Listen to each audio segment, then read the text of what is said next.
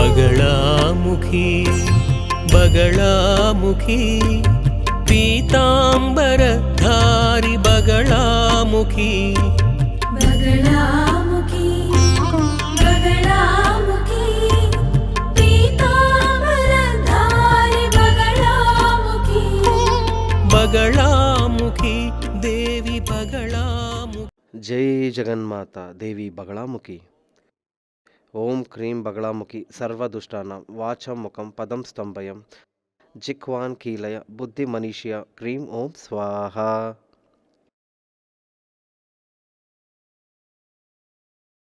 సూర్యమంగళం తాంత్రిక విద్యాపీఠం తమిళనాడులో ఆరంభించి 40 సంవత్సరాలు అవుతుంది. ఈ 40 సంవత్సరాలలో చాలా సాధారణంగా ఉన్నవాళ్ళు విఐపి, వివిఐపి ఇలాగే చాలామంది ఇక్కడికి వచ్చారు. వాళ్ళల్లో ఒక అభిష్ట సిద్ధి కోసం, దోష పరిహారం కోసం రకరకాల పూజలు చేసి వెళ్ళారు. అందులో 10-30 సంవత్సరాల కంటే చాలా పర్మనెంట్గా స్థిరంగా ఇక్కడికి వచ్చి కొన్ని పరిహారాలు చేసిన వాళ్ళు ఉన్నారు. అందులో ముఖ్యంగా కొంతమంది వాళ్ళ అనుభవాన్ని పంచుకున్నారు. అందులో ఒక వ్యక్తి చెప్పిన వంటి అనుభవాన్ని చెప్తా. అదేమంటే ఒక 10-20 సంవత్సరాల క్రితం చిన్న ఒక కంపెనీ ఆరంభించి చెన్నైలో చిన్నగా ఒక కంపెనీ ఆరంభించారు. ఆ కంపెనీలో ఆరంభించిన ఒక సమయంలో 13 మంది స్టాఫ్ పెట్టుకొని కంపెనీ ఆరంభించారు. జాతకంలో మంచి సమయం ఆరంభించే ముందు జాతకాన్ని చూసి టైం చాలా బాగుంది, నాతో వచ్చి ఇక్కడ వచ్చి సూర్యమంగళానికి వచ్చి అడ్వైజ్ అడిగారు. చెయ్యమని చెప్తే వాళ్ళు ఆరంభించారు. ఈరోజు వాళ్ళు వచ్చి 3500 స్టాఫ్ ఉన్న ఒక పెద్ద గ్రూప్ ఆఫ్ కంపెనీకి ఓనర్గా ఉన్నారు.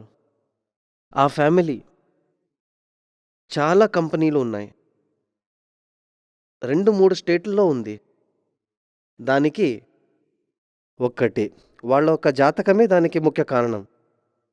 జాతకంలో లేని ఒక విషయాన్ని పూజ చేసి మంత్రాలు చేసి సృష్టించవచ్చు అనే నమ్మకం నాకు లేదు. జాతకంలో ఉండేటువంటి దాన్ని వృద్ధి కోసం పరిహారాలు చేస్తే అవి వృద్ధిస్తుంది అనే నమ్మకం నాకుంది. ఎలాగంటే ఒక ఎగ్జాంపుల్ చెప్తా. ఒక మంచి విత్తనం దొరికితే ఒక మంచి రైతు అంటే ఫార్మర్, పంట పండించే అతను రైతు. ఒక రైతుకి మంచి ఒక విత్తనం దొరికితే, మామిడి విత్తనం అని అనుకోండి, మంచి అది క్వాలిటీగా ఉండి మంచిగా ఉంటే అతను హ్యాపీయే కదా. దీన్ని త్వరగా ఒక మంచి మన్నులో వేసి కాలక్రమేణా గొబ్బరం వేసి జలం వేసి అతను దాన్ని పెంచుతాడు. అది పెరిగి పెద్దదై పెద్ద మానై కొన్ని తలమారులకి పళ్ళు ఇచ్చే ఒక పెద్ద వృక్షం అవుతుంది. ఇందులో ఆ సీడ్కి, ఆ విత్తనానికి 50%, మరి విత్తనానికి 50%, ఇంకొక 50% ఫార్మర్, ఆ ఒక రైతు యొక్క ప్రయత్నం కదా. సరైన సమయంలో మంచి భూమిలో ఒక మంచి విత్తనాన్ని నాటి యథార్థంగా దానికి కావలసిన పదార్థాలు వేస్తూ ఎండ పడకుండా కాపాడి, పెద్ద గాలి నుంచి దాన్ని కాపాడి అన్ని ప్రొటెక్షన్ ఇచ్చి పెంచి పెద్ద వృక్షమైన తర్వాత భయపడే అవసరం లేదు. ఈ విషయంలో ఈ వ్యవసాయ యొక్క రోల్ నాది అయింది. జాతకం చూసా, సూపర్గా ఉంది, చాలా బాగుంది. నేను వాళ్ళతో చెప్పా, మీరు సొంతంగా బిజినెస్ చేయండి, చాలా మంచి భవిష్యత్ ఏర్పడే యోగం ఉంది. నా దగ్గర డబ్బు లేదే స్వామి అని చెప్పారు. మీ ఇల్లు ఉంది కదా, దాన్ని బ్యాంకులో ఇచ్చి డబ్బులు తీసుకొని ఆరంభించండి అని చెప్పా. అలాగే వాళ్ళు ఆరంభించారు. ఇప్పుడు ఇంతకుముందే చెప్పినట్టు పెద్ద గ్రూప్ ఆఫ్ కంపెనీస్, 6-7 కంపెనీలు ఉన్నాయి, పెద్ద లెవెల్లో ఉన్నారు. మీరు కూడా ఓ కంపెనీ ఓనర్ అయ్యి ఉండవచ్చు. అది చిన్నదో పెద్దదో ఉండవచ్చు. అలా ఉన్నటువంటి కంపెనీలకు అభివృద్ధి కోసం ఏమి చేయవలనో దాని గురించే నేను ఇప్పుడు చెప్తున్నా. మీరు ఒక ఏరియాలో చూడండి, చాలా కంపెనీలు మూతబడి ఉంటాయి. అభివృద్ధి ఉండకుండా, ఏమీ లేకుండా మెషిన్లు భ్రష్టుపడి ఉంటాయి. ఇలా ఎందుకు జరుగుతాయంటే అభివృద్ధి కోసం ఏమి చేయవలనో దాని గురించే నేను ఇప్పుడు చెప్తున్నా. ప్రొడక్షన్ ఇచ్చి బాగా చూసుకుంటే ఏమవుతుంది?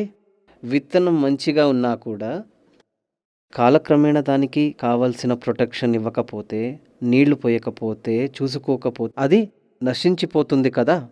విత్తనం మంచిగా ఉంటే చాలదు, దానికి సరైన రక్షణ దానికి అవసరం. ఇక్కడ ఈ కంపెనీ ఆరంభించినప్పటి నుంచి నెల నెల వీళ్ళు గణపతి హోమం చేస్తున్నారు. గణపతి హోమం ఎందుకంటే విఘ్నాలు రాకుండా ఉండడం కోసం, అడ్డంకులు లేకుండా ఉండాలి. అడ్డంకులు లేకుండా ఉండాలి. చేసే వ్యాపారంలో అభివృద్ధి కావాలి. దీనికి అశ్వారూఢ హోమం చేయాలి. ఫస్ట్ గణపతి హోమం, తర్వాత అశ్వారూఢ హోమం. అశ్వారూఢ హోమం ఎందుకంటే చాలా పవర్ఫుల్. అశ్వం అంటే గుర్రం, చాలా పవర్ఫుల్గా ముందుకెళుతూ ఉండాలి, ఏ అడ్డంకులు లేకుండా. అశ్వారూఢ హోమం చేసినప్పుడు చేసేటువంటి బిజినెస్ మొత్తం స్పీడ్గా గంభీరంగా అభివృద్ధి చెందుతుంది. మన వ్యాపారం అభివృద్ధి అయితే చాలదు కదా, మనకి డబ్బులు రావాలి. ఓవర్ ఖర్చులు ఉండకూడదు. మన ఆదాయం కంటే ఖర్చు చాలా ఉండకూడదు. మన ఆదాయం కంటే ఖర్చులు ఎక్కువగా ఉంటే అప్పుల పాలవుతాం. అలా ఉండకూడదు. దానికి ధనవర్ష హోమం చేయాలి. గణపతి హోమం విఘ్నాలు ఉండకుండా ఉండడానికి, అశ్వరూఢ హోమం చేసేటువంటి వ్యాపారం అభివృద్ధి కోసం, ధనవర్షం డబ్బులు రావాలి, అప్పులు లేకుండా, చాలా ఖర్చులు రాకుండా డబ్బులు నిలవాలి. దీని తర్వాత భాగ్య సూక్తం. ఇవన్నీ అనుభవించాలి కదా మనం. భాగ్య సూక్తం చేశామంటే ఆరోగ్యం సౌఖ్యం లభిస్తుంది. ఆయుష్ వస్తుంది, ఆరోగ్యంగా ఉంటాము, సుఖంగా ఇవన్నీ అనుభవించే వాళ్ళం అవుతాము మనం. భాగ్య సూక్తం చెయ్యవలను. ఇదైన తర్వాత సంవాద సూక్తం. సంవాద సూక్తం ఎందుకు చేయాలంటే లీగల్ ప్రాబ్లమ్స్ రాకుండా ఉండడానికి. ఇప్పుడు ఎలాంటి కంపెనీలు తీసుకున్నా దాని మీద ఏదో ఒక కేసు ఉంటుంది, ఏదో ఒక రూపంలో వస్తుంది. అది మనకి కొంతమంది వచ్చి డైరెక్ట్గా ఇబ్బంది పెడతారు, కొంతమంది ఇండైరెక్ట్గా. డైరెక్ట్ అంటే ఈ ఫైటింగ్, రౌడిజం ఇవన్నీ చేస్తారు. ఇండైరెక్ట్గా ఇబ్బంది పెట్టేవాడైతే కేసు ఫైల్ చేసి మనకి నోటీసులు ఇన్కమ్ ట్యాక్స్కి, దానికి దీనికి అని యూజ్ చేసే ఎలక్ట్రిసిటీ కూడా వేస్తారు. అప్పుడు మమ్మల్ని వాళ్ళు కేసు లీగల్ వ్యవహారంలో మమ్మల్ని ఇరికిస్తారు. ఇంకొకటి, ఆ కేసు నోటీస్ లీగల్ విషయంలో, మీరు చేసేటటువంటి వ్యాపారంలో కేసు నోటీసు విషయంలో లీగల్ ప్రాబ్లం వచ్చేటటువంటి అవకాశం ఉన్న వ్యాపారం మీద అయితే సంవాద సూక్త హోమం చేయాలి. దాని తర్వాత వచ్చి శత్రు సంహారం. మా ఎదుగుదల ఎప్పటికీ కాంపిటీషన్లో ఉంటుంది కదా. ఎలాంటి వ్యాపారమైనా అందులో కాంపిటీషన్ ఉంటుంది. కొంతమంది నేరుగా అటాక్ చేస్తారు. ఈ యొక్క చేతబడి, బ్లాక్ మ్యాజిక్ అవన్నీ చేసి మా ఒక్క ఎదుగుదలని ఆపుతారు, మాకి చెడు చేస్తారు. ఇలాంటివి మనకి ఇది రాకూడదు. అప్పుడు మీరు ఒక ఫ్యాక్టరీకి ఓనర్ అయి ఉంటే, ఒక వ్యాపారానికి యజమాని అయి ఉంటే అది అభివృద్ధి చెందాలి. ముందు తరాల వరకు ఇది అభివృద్ధి చెందాలి. 1000 మందైనా మన ప్రస్థానాన్ని నమ్ముకొని జీవించాలి. మనకు మంచి పేరు ప్రతిష్ట కావాలంటే, ఎల్లప్పటికీ అక్షయంగా ఉండే ధనభాగ్య కావాలంటే, లీగల్ ప్రాబ్లమ్స్ ఉండకుండా, ఎనిమీస్ ఉండకుండా, ఇవన్నీ మీరు ఆశిస్తుంటే అన్ని నెలలు గణపతి హోమం, అశ్వారూఢ హోమం, ధనవర్ష హోమం, భాగ్య సూక్త హోమం, సంవాద సూక్త హోమం, శత్రు సంహార హోమం ఇవి చెయ్యవలను. ఇది వచ్చి ఒక్కొక్క నెల ఒక్కొక్క ఆచార్యులతో మీ ఇంటికి పిలిచి ఇలాంటి పూజలు చేసేది కష్టమవుతుంది. ఇలాంటి ఇబ్బందులు వస్తాయనే పెద్ద పెద్ద మఠాలన్నీ ఉన్నాయి. అయితే చాలా మఠాలలో వచ్చి ఇలాంటి తాంత్రికలు ఇవన్నీ తాంత్రిక పూజలోనే చేయాలి. తాంత్రికంలో చేస్తే కానీ పరిపూర్ణంగా ఉండేటువంటి ఫలం సిద్ధిస్తుంది. ఇక్కడ సూర్యమంగళ తాంత్రిక విద్యాపీఠంలో ఇలాంటి తాంత్రిక పూజలు ఎవ్రీ మంత్ చేసేటటువంటి వ్యక్తులు చాలామంది ఉన్నారు. వాళ్ళంతా పెద్ద పెద్ద కంపెనీలకు యజమానులు ఇలా ఉన్నారు. కాంట్రాక్టర్స్ ఉన్నారు, కంపెనీ ప్రారంభించిన వాళ్ళు ఉన్నారు, పెద్ద ట్రావెల్ ఏజెన్సీ పెట్టిన వాళ్ళు ఉన్నారు. ఇలాగే ఇండియాలో విదేశం నుంచి వచ్చిన బయట వాళ్ళు కూడా ఉన్నారు. మీరు ఇంతకు ముందే చెప్పినట్టు సంపూర్ణ అభివృద్ధి కావాలనుకుంటే ఒకరోజు ఇక్కడికి రావాలి. వచ్చిన తర్వాత ఇక్కడ జరిగేటువంటి పూజలను చూడండి. ఇంతకు ముందే చెప్పినట్టు గణపతి హోమం, ధనవశ హోమం ఇలాంటి పూజలను మీరు చూడండి. మీరు ఒక ఆచరణను మీ ఇంటికి పిలిపించి మీ ఇంటిలో దీన్ని చేసి చూడండి. మీరే తెలుసుకుంటారు ఇందులో మనకి యూస్ఫుల్ అయ్యేది ఏది అని. కంటిన్యూగా చేసుకుంటూ వస్తే మీ జీవితంలో ఓటమి అనేదే ఉండదు. అది మాత్రం కాదు, అభివృద్ధి ఖచ్చితంగా అవుతారు.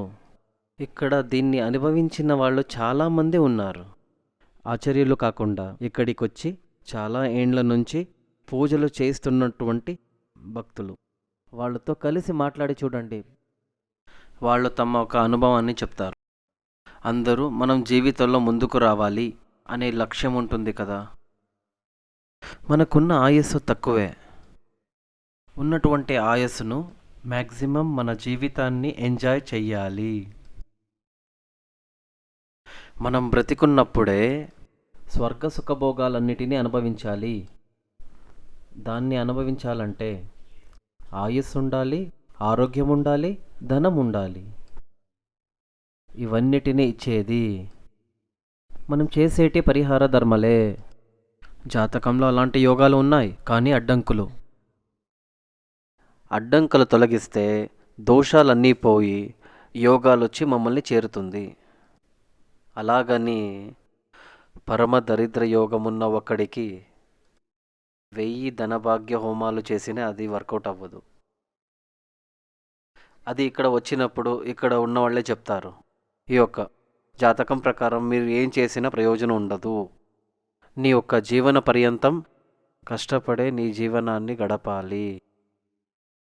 నువ్వు పర్మనెంట్గా దేవీ క్షేత్రంలో పూజించాలి అని చెప్పి పంపిస్తా. ఎందుకంటే కల్యవ్ దేవి వినాయగో అని శాస్త్రం. అదేమంటే కలియుగంలో దేవికి, వినాయక భగవంతుడికి మమ్మల్ని ప్రత్యక్షంగా కాపాడగలిగే ఎక్స్ట్రా పవర్ ఉన్నవాళ్ళు. ఇది దేవి మహాత్మ్యంలో ఇచ్చారు. దేవి భాగవతం కూడా చెప్తుంది. వ్యాస మహర్షి వ్యాసుల వారే సకల పురాణాన్ని రాశారు. మనకి మొత్తంగా 18 పురాణాలు ఉన్నాయి. ఈ యొక్క 18 పురాణాలు 17 పురాణాలు రాసి సంవత్సరాల పాటు అతను తృప్తి చెందలేదు. లేదు దీనికి మించి ఇంకేదో ఉంది, లేదు దీన్ని మించి ఇంకేదో ఉంది అని అతను మనసు ఆరాటపడేది.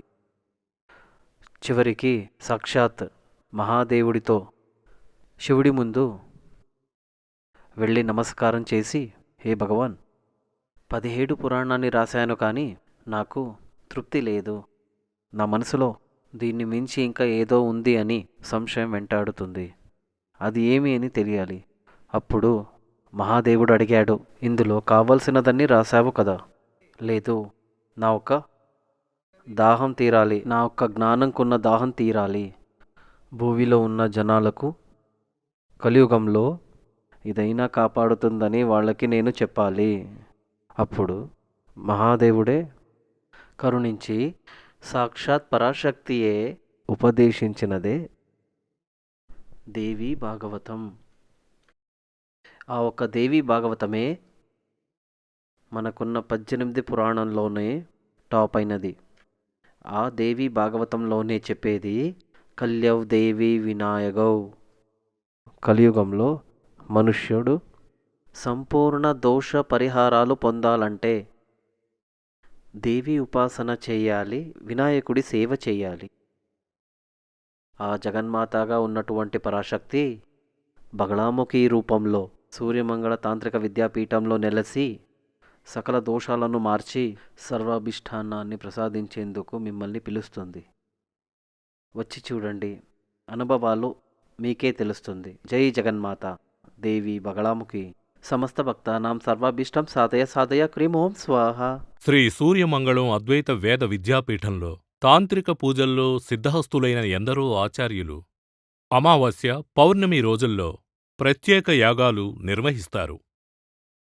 ఈ యాగాల్లో పాల్గొనడం ద్వారా తల్లి శ్రీ బగళాముఖీదేవి అనుగ్రహం వల్ల సర్వదోషాలూ పోయి సకల సౌభాగ్యాలు మనకు కలుగుతాయి. శ్రీ సూర్యమంగళం అద్వైత వేద విద్యాపీఠం జ్యోతిష్యం, ప్రశ్నలు, వాస్తు, తాంత్రిక పూజలు మరియు వేదయాగాలు నిర్వహిస్తారు. సంప్రదించవలసిన నంబర్ 7305442299 7305442299. చెన్నై, కోయంబత్తూర్, బెంగళూరు, హైదరాబాద్, విజయవాడ, ఢిల్లీ, ముంబై, తిరునల్వేలి, టెక్సాస్.